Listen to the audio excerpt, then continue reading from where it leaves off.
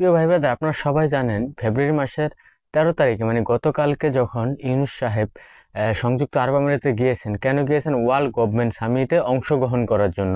তো আজকে শুক্রবার 14 তারিখ ডক্টর মোহাম্মদ ইউনূস সাহেব দুবাই থেকে বাংলাদেশে চলে আসবেন। তো এরই ফাঁকে যেই সম্মেলনে বৈঠকগুলো হয়েছে বাণিজ্য মন্ত্রীর সাথে প্লাস স্বাস্থ্যমন্ত্রীর সাথে, এমনকি বিভিন্ন দেশের উচ্চ পর্যায়ের লোকেদের সাথেও ইউনূস সাহেবের কথা হয়েছে। তো এখন বিষয়টা সেটা না, বিষয়টা হচ্ছে কি যে ওখানে কি আলোচনা হয়েছে, আমাদের ভিসা বন্ধ বা খোলার ব্যাপারে কি কোনো আলাপ আলোচনা হয়েছে কিনা, এই বিষয়টা নিয়ে এই ভিডিওটি তৈরি করা। অবশ্যই ভিডিওটি মনোযোগ সহকারে দেখবেন। আসসালামু আলাইকুম, আমি মোহাম্মদ মেহেদী হাসান। যে যেখান থেকে আমার ভিডিওটি দেখছেন সবাইকে ব্যাপারী মেহেদী অফিসিয়াল চ্যানেলে স্বাগতম।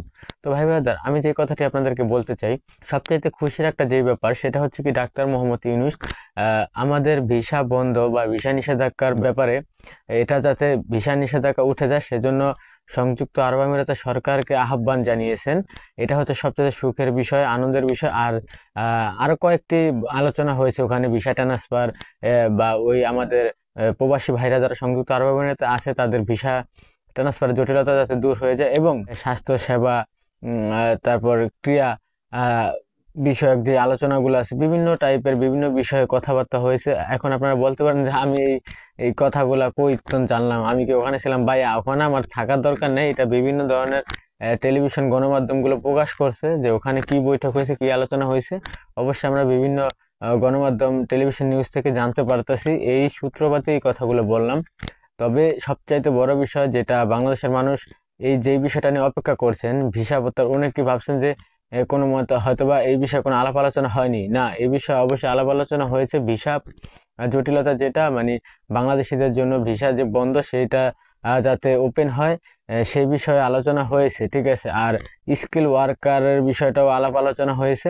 তো সর্বোপরি কথা মিলিয়ে হচ্ছে কি যে আমাদের সকলে যে দাবিটা ছিল বা আশাটা ছিল যাতে ডক্টর মোহাম্মদ ইউনূস সাহেব ভিসা বন্ধের ব্যাপারে আলাপ আলোচনা করে, তো তিনি তার দিক থেকে অবশ্যই আলাপ আলোচনা করেছেন। এখন বাদবাকি আল্লাহ ভরসা এবং দুবাই সরকারের উপর নির্ভর।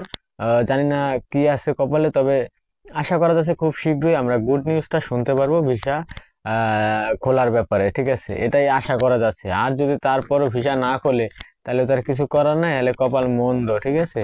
যদি এরপরও যদি ভিসা না খোলে বাংলাদেশিদের জন্য, তাহলে তার কিছু করার নেই, ঠিক আছে। সবচেয়ে বড় কথা হচ্ছে কি আমরা বাংলাদেশিরা, আমাদের গর্ব ডক্টর মোহাম্মদ ইউনূস আমাদের প্রধান উপদেষ্টা। ওনার কথা আশা করি আরব আমিরাতের প্রেসিডেন্ট বা আরব আমিরাতের মন্ত্রিপরিষদ অবশ্যই রাখবে, এটা আমার আশা। তো দর্শক, আল্লাহ ভরসা। যে যেখান থেকে আমার ভিডিওটি দেখছেন সবাই ভালো থাকুন, সুস্থ থাকুন। আল্লাহ হাফেজ।